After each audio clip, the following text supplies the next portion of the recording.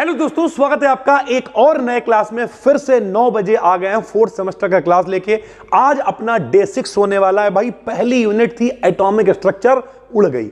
दूसरी यूनिट है elementary quantum mechanics, और इसके भी 2 दिनों के अंदर इस यूनिट को कवर कर देंगे। आज लगभग 45 से 50 मोस्ट इंपॉर्टेंट विकल्प जो लगातार पेपर में आते रहते हैं, उन पर चर्चा करने वाले हैं।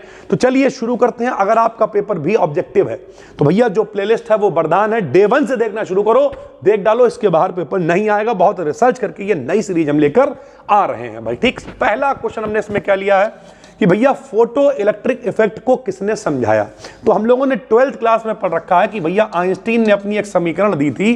क्या समीकरण थी बताओ? हाफ mv मैक्स का स्क्वायर बराबर होता है एच न्यू माइनस का एच न्यू जीरो। ये आइंस्टीन की प्रकाश विद्युत प्रभाव की समीकरण है, आइंस्टीन ने दी है। प्रकाश विद्युत प्रभाव सर जी क्या होता है? तो ये मेटल यानी धातु है। जब किसी धातु की सतह पर प्रकाश पड़ता है तो इलेक्ट्रॉन उससे निकल के बाहर आ जाते हैं, इसलिए इसे हम लोग कहते हैं तापायनिक उत्सर्जन। प्रकाश विद्युत उत्सर्जन, तापायनिक उत्सर्जन तो अलग चीज हो गई।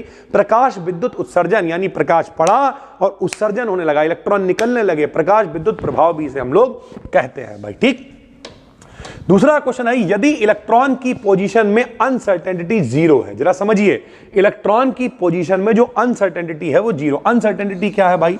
तो हम लोगों ने 11th में पढ़ा, हाइजेनबर्ग का नाम एक आदमी था। हाइजेनबर्ग ने कहा कि अगर आप पोजीशन निकाल लोगे तो आप मोमेंटम नहीं निकाल पाओगे, और अगर मोमेंटम निकाल लोगे तो पोजीशन नहीं निकाल पाओगे। दोनों की गुणा जो है वो कभी भी पता नहीं कि बराबर होएगी, कि मतलब अनसर्टेन ही रहेगी। h/4π से बड़ी भी हो सकती है, बराबर भी हो सकती है। तो अगर ये कह रहा है यदि इलेक्ट्रॉन की पोजीशन 0 कर दें, अगर डेल्टा x को कर दें 0, तो P क्या हो जाएगा? तो 0 नीचे आएगा और बटे में 0 आएगा, यानी जो मोमेंटम है वो क्या हो जाएगा? इनफाइनाइट हो जाएगा। P for momentum. तो अगर पोजीशन को आप 0 कर दोगे तो जो मोमेंटम में अनसर्टेनिटी होगी भैया, जब 0 नीचे आएगा तो बटे में 0 यानी क्या हो जाएगा? इनफाइनाइट, यानी वो क्या हो जाएगी? अनंत हो जाएगी भाई। ठीक, फोटो इलेक्ट्रिक इफेक्ट में एमिटेड फोटो इलेक्ट्रॉन्स का नंबर डायरेक्टली प्रोपोर्शनल होता है, यानी जो इलेक्ट्रॉन एमिट होके आ रहे हैं, जो निकल के आ रहे हैं, वो किस पे डिपेंड करते हैं? तो वो डिपेंड करते हैं intensity of incidental light beam. Incident मतलब टकराने वाली, यानी जो प्रकाश आ रहा है वो जितनी इंटेंसिटी से टकराएगा, जितनी तेजी से टकराएगा, उसकी पावर जितनी ज्यादा होगी, उतने ज्यादा इलेक्ट्रॉनों को वो निकाल पाएगा, वरना नहीं निकाल पाएगा भाई। ठीक, NLM किसका रिजल्ट है? तो हम लोगों ने पढ़ा हुआ है, पिछली यूनिट में हमने आपको बताया कि भैया 4 क्वांटम संख्याएं होती हैं। कौन कौन सी हमने आपको बताई थी? हमने कहा था मुख्य क्वांटम संख्या, दिगंशी क्वांटम संख्या, मैग्नेटिक और स्पिन यानी चक्रण क्वांटम संख्या। तो इनमें से जो ये 3 है NLM, ये कहां से आई? तो जब हम लोगों ने श्रोडिंगर की वेव इक्वेशन को सॉल्व किया। ये श्रोडिंगर कौन है भैया? श्रोडिंगर वो हैं, देखो पुराने जितने मॉडल थे उनमें सब में परमाणुओं को बताया गया पार्टिकल, कि जो कण है छोटे छोटे वो सब कण हैं। लेकिन जो नए हैं, जो डी ब्रॉगली आ गए, श्रोडिंगर आ गए, इन लोगों ने कहा कि जब कोई पार्टिकल, हमने आपको बताया, अंधाधुंध गति करेगा तो अपने पीछे तरंग छोड़ता हुआ जाएगा। तो श्रोडिंगर ने तरंग के लिए समीकरण दी जो कि श्रोडिंगर वेव इक्वेशन कहलाई, और इसे जब सॉल्व करते हैं तो जो निकल के आती हैं वो NLM क्वांटम संख्याएं हैं। यानी ये क्वांटम संख्याएं हमें कहां से मिली? तो ये श्रोडिंगर वेव इक्वेशन को सॉल्व करने पर मिली भाई। ठीक, wave mechanical model of atom depends upon, अभी हमने आपको बताया कि भैया जो तरंग वाली बात करी गई है वो किस में करी गई है? तो पहला तो डी ब्रॉगली का जो कॉन्सेप्ट है, डी ब्रॉगली ने तरंग प्रकृति की बात करी। डी ब्रॉगली ने अपनी समीकरण दी, क्या होता है? लैम्डा बराबर h/mv होता है। हाइजेनबर्ग की जो अनिश्चितता का सिद्धांत है, इनका क्या होता है? तो इनका वही delta x into delta P is greater than और इक्वल टू h/4π होता है। ये जितने लोग हैं ये सब क्या बात कर रहे हैं? तरंग प्रकृति की बात कर रहे हैं। श्रोडिंगर इक्वेशन नामी है, वेव इक्वेशन, तो ये भी तरंग प्रकृति की बात कर रही है। एक क्वेश्चन ये आया था 2px, 2py और 2pz में एनर्जी बताओ। तो सबको पता है, हमने आपको बताया है पिछली वीडियोस में कि p जो होता है, p, इसमें 3 ऑर्बिटल यानी 3 डब्बे बनते हैं। तो एक को अगर हम px कहें, दूसरे को py कहें और तीसरे को pz कहें मेरे भाई, तो सबसे ज्यादा एनर्जी किसकी होगी? तो pz वाले की एनर्जी सबसे ज्यादा होती है भैया। ठीक है, अगला क्वेश्चन है बैलेंस बॉन्ड थ्योरी किसने दी? तो हिटलर और लंडन नाम के 2 व्यक्ति थे जिन्होंने बैलेंस बॉन्ड थ्योरी को दिया। Einstein photo electric equation, Einstein की जो प्रकाश विद्युत प्रभाव की समीकरण है, अभी आपको ऊपर बताइए क्या होता है, हाफ mv² बराबर h न्यू माइनस का h न्यू 0, यह आइंस्टीन की समीकरण है। हाइजेनबर्ग का सिद्धांत भी अभी आपको बताया, इनकी इक्वेशन क्या है, delta p into delta x is greater than और इक्वल टू h/4 पाई होता है। Hamiltonian operator is the operator of, ध्यान से समझिए भैया, कई सारे ऑपरेटर होते हैं। ऑपरेटर का काम क्या होता है? ऑपरेटर का मतलब होता है चीजों को चलाना, हमें बदलना है किसी फॉर्म, जैसे मान लिया अगर एक व्यक्ति यहां पे हम लगा दें जो कैमरा ऑपरेट करे तो वो कैमरे को चलाएगा। उसी तरीके से जो ऑपरेटर है, हैमिल्टोनियन ऑपरेटर जो है वो क्या करता है, वो एनर्जी को चलाता है, एनर्जी का ऑपरेटर है भाई, ठीक।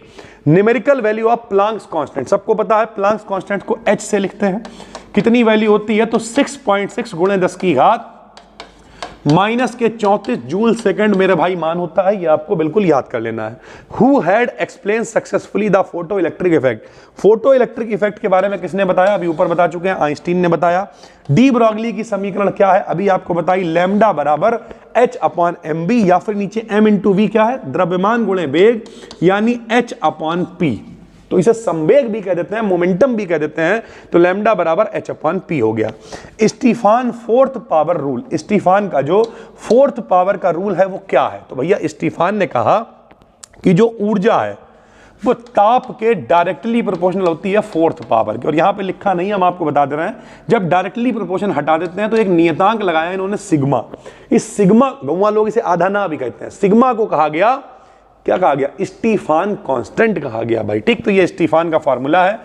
क्रॉम्पटन, जो कॉम्पटन इक्वेशन होती है, कॉम्पटन इक्वेशन क्या होती है? तो डेल्टा लैम्डा बराबर, यानी तरंग दैर्घ्य में जो परिवर्तन है, वेवलेंथ में जो परिवर्तन है, वो h/mc 1 माइनस कॉस थीटा, ये कॉम्पटन की इक्वेशन है। श्रोडिंगर इक्वेशन क्या होती है? ये लिखी हुई है, इसे पढ़ेंगे del square psi, psi function है, बटे डेल एक्स स्क्वायर, ऐसे ही डेल स्क्वायर साई बटे डेल वाई स्क्वायर, प्लस में डेल स्क्वायर साई बटे डेल जेड स्क्वायर, प्लस का 8 pi square m E minus का v साई अपान h स्क्वायर बराबर 0। ये होती है मेरे भाई श्रोडिंगर की वेव इक्वेशन, ठीक है भैया।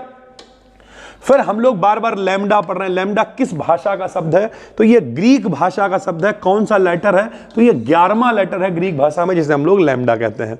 फिर भैया एक क्वेश्चन है, पाई इलेक्ट्रॉन, पाई इलेक्ट्रॉन किस में होता है? तो सबसे पहले समझो, जितने भी सिंगल बॉन्ड होते हैं वो सब सिग्मा होते हैं, और सिंगल का मतलब सैचुरेटेड यानी संतृप्त, संयोजकता पूरी है।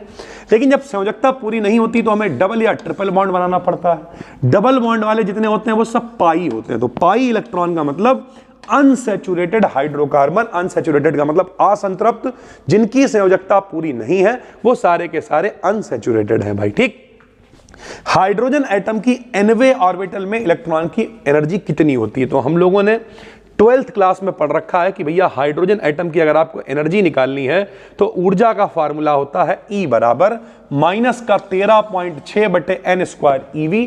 ये आपने पढ़ा हुआ। अगर पहली कक्षा के लिए ऊर्जा निकालनी है तो n का मान 1 रख देते हैं, दूसरी के लिए 2 रख देते हैं। तो इस तरीके से यहाँ पर हाइड्रोजन एटम के लिए ऊर्जा हम लोग निकाल सकते हैं। SI unit of frequency, frequency क्या होती है? तो फ्रीक्वेंसी आवृत्ति होती है। आवृत्ति क्या होती है?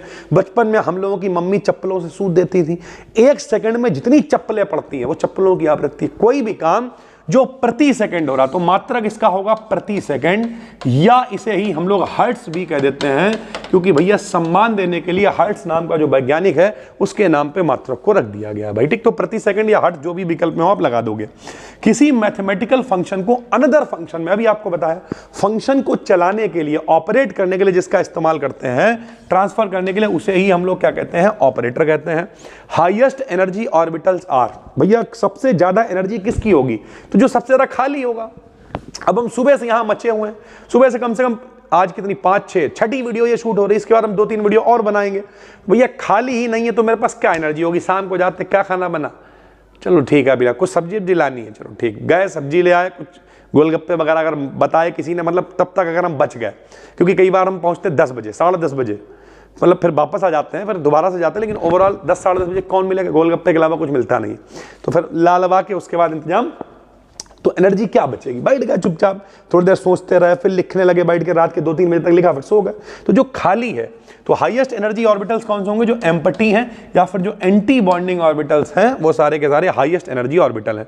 फ्रीक्वेंसी को लिखते हैं न्यू से, समझिए हैप्पी न्यू ईयर वाला न्यू है ये। वेलोसिटी वेग है तो v से लिख देंगे, वेव नंबर को न्यू बार से लिख देंगे, और इन सब में रिलेशन क्या होता है? तो न्यू बराबर न्यू बराबर होता है c न्यू बार। अच्छा, यहाँ पे c क्या है? तो c चाल है, चाहे आप c लिख दो चाहे आप b लिख दो, दोनों ही ठीक है भाई। दो अगर फंक्शन है एटॉमिक वेव फंक्शन, एक साई a है और एक साई b है, तो जब दोनों एटम मिलेंगे तो जो नया फंक्शन बनेगा वो क्या होगा? तो वो होगा साई बराबर, दोनों के प्रोडक्ट के बराबर होगा Sai a into Sai b होगा भाई, ठीक। अगला क्या है? अगला है रेडिएशन के पार्टिकल नेचर को स्थापित करने के लिए एक्सपेरिमेंट किसने किया? अभी बताया, कॉम्पटन ने किया। कॉम्पटन नाम की इक्वेशन क्या थी वो भी अभी आपको ऊपर बता चुके हैं। क्लासिकल मैकेनिक्स किसे एक्सप्लेन नहीं कर पाई? जो पुरानी मैकेनिक्स है वो किसे एक्सप्लेन नहीं कर पाई? तो ब्लैक बॉडी के रेडिएशन को एक्सप्लेन नहीं कर पाई, प्रकाश विद्युत प्रभाव को एक्सप्लेन नहीं कर पाई, जो हीट कैपेसिटीज हैं यानी ऊष्मा धारिताएं हैं ठोसों की, उन्हें भी एक्सप्लेन नहीं कर पाई। A quantitative relation between the energy absorbed and energy emitted by a body was forward by, यानी कुल मिलाके जो जितनी भी ऊर्जा अवशोषित करी जा रही, जितनी सोखी जा रही है, जितनी छोड़ी जा रही है, उत्सर्जित करी जा रही है, उसमें रिलेशन किसने बताया? तो किरचॉफ ने उसमें रिलेशन बताया। Expression for energy for a particle in one dimensional box, ये वाला डेरिवेशन अगर किसी का पेपर भैया डिस्क्रिप्टिव है तो वन डायमेंशनल बॉक्स वाला डेरिवेशन मोस्ट वांटेड है, मोस्ट वांटेड पेपर में लॉन्ग में आता है। ऐसे रेले जीन्स लॉ मोस्ट इंपॉर्टेंट है, लॉन्ग में आता है, पढ़ाएंगे ये सब यार, टेंशन ना लो। एक बच्चे ने कहा सर कमेंट कर एक वीडियो बना के बताइए कि टाइम टेबल क्या, इस बार हम मेहनत करना चाहते हैं सेमेस्टर में, वीडियो लाएंगे यार। हो सकता है कल मिले सुबह 8 बजे जो सीरीज शुरू कर रहा है, मजा आ जाएगा। कल सुबह 8 बजे सीरीज आ रही, घर में जितनी दिक्कतें हैं, मनी की समस्या, ओवर थिंकिंग की समस्या, और डिटेल में बता रखा है यार। देखो, कनेक्ट करो, अपनी जिंदगी के तजुर्बे निकाल के रख देंगे, सीखो यार। तो ये वन डायमेंशनल बॉक्स का क्या रिलेशन प्रूव हो, क्या आता है? E बराबर n square h square upon में 8ma स्क्वायर, ये आपको पता होना चाहिए भैया, ठीक। According to Bohr model, Bohr का मॉडल सबको पता है, परमाणु केवल उन्हीं कक्षाओं में चक्कर लगाते हैं जिनमें उनका कोणीय संवेग NH/2 पाई होता है। तो भैया जो कोणीय संवेग है वो कितना होना चाहिए? H/2 पाई का गुणांक होना चाहिए। n की वैल्यू 1 2 3 4 हो सकती है। टाइम इंडिपेंडेंट यानी जो समय से स्वतंत्र है वो श्रोडिंगर वेव इक्वेशन क्या है? तो इसे पढ़ते हैं H साई, क्या पढ़ते हैं? H साई बराबर E साई। H क्या है? H हैमिल्टोनियन ऑपरेटर है। श्रोडिंगर वेव इक्वेशन इस, श्रोडिंगर वेव इक्वेशन किस तरीके की इक्वेशन है? तो ये एक लीनियर डिफरेंशियल इक्वेशन है, यानी रेखीय अवकल समीकरण है। एप्लीकेशन ऑफ श्रोडिंगर इक्वेशन, ये जो श्रोडिंगर वेव इक्वेशन है इससे क्या क्या फायदे हैं हमें भाई? तो वेव मैकेनिक्स में फायदा है, एटॉमिक स्ट्रक्चर पता करने में फायदा है, इलेक्ट्रॉन की एनर्जी पता करने में फायदा, ये सारे इसके फायदे हैं। क्वांटम मैकेनिक्स का फादर कौन था भैया? तो क्वांटम मैकेनिक्स के फादर हैं प्लांक जी। डी ब्रॉगली हाइपोथेसिस किस पे अप्लाई होती? तो डी ब्रॉगली बताया जो छोटे पार्टिकल जो गति कर रहे हैं मूविंग पार्टिकल्स पर ये अप्लाई होती है। डी ब्रॉगली वेवलेंथ डिपेंड करती है किस पर? तो डी ब्रॉगली वेवलेंथ किस पर डिपेंड करेगी भैया? डी ब्रॉगली समीकरण होता है लैम्डा बराबर H/mb। तो जो डी ब्रॉगली इक्वेशन है किस पर डिपेंड करेगी? H प्लांक कांस्टेंट हो गया, m माने मास हो गया, v माने वेलोसिटी हो गई, और इसे अगर मिला के लिखते हैं तो m इंटू वी, p यानी मोमेंटम हो गया। तो किस पे डिपेंड करती है? मास पे, वेलोसिटी पे, मोमेंटम पे, इन सब पे ये डिपेंड करती है। हेजनबर्ग की इक्वेशन बता चुके हैं, position into momentum greater than और इक्वल टू H/4 पाई होता है। वेव फंक्शन को किस सिंबल से लिखते हैं? अभी आपको बताया, वेव फंक्शन को हम लोग साई से लिख लेते हैं। साई स्क्वायर क्या दिखाता है? तो साई स्क्वायर दिखाता है प्रोबेबिलिटी डेंसिटी को, यानी कितना घनत्व है, कितनी प्रायिकता है इलेक्ट्रॉन के होने की, ये प्रोबेबिलिटी डेंसिटी कहलाती है। नोडल पॉइंट किन्हें कहते हैं? तो जहां कहीं पे साई की वैल्यू 0 हो जाती है उन्हें हम लोग नोडल पॉइंट्स बोल देते हैं। इलेक्ट्रॉन के वेव नेचर किस एक्सपेरिमेंट से प्रूव हुए? सबको पता है, दो की बात करी जा रही है, एक पार्टिकल्स की, एक वेव नेचर की। तो वेव नेचर को सिद्ध करने के लिए डेविएशन और जर्मर नाम के दो वैज्ञानिक थे जिन्होंने एक्सपेरिमेंट किया जो वेव नेचर को बताता था। क्वांटम मैकेनिक्स का इस्तेमाल कहां होता है? तो एटॉमिक और सब एटॉमिक जो बहुत छोटे छोटे पार्टिकल्स हैं उन्हें पढ़ने के लिए क्वांटम, क्वांटम मतलब ही क्या? क्वांटम मतलब पैकेट, बंडल, छोटे छोटे पार्टिकल्स के बारे में पढ़ने के लिए क्वांटम मैकेनिक्स का इस्तेमाल करते हैं। ग्राउंड स्टेट का मतलब लोएस्ट एनर्जी लेवल, ग्राउंड मतलब नीचे, ग्राउंड फ्लोर मतलब नीचे, तो ग्राउंड स्टेट मतलब लोएस्ट एनर्जी लेवल, और एक्साइटेड का मतलब हाईएस्ट एनर्जी लेवल भाई, ठीक।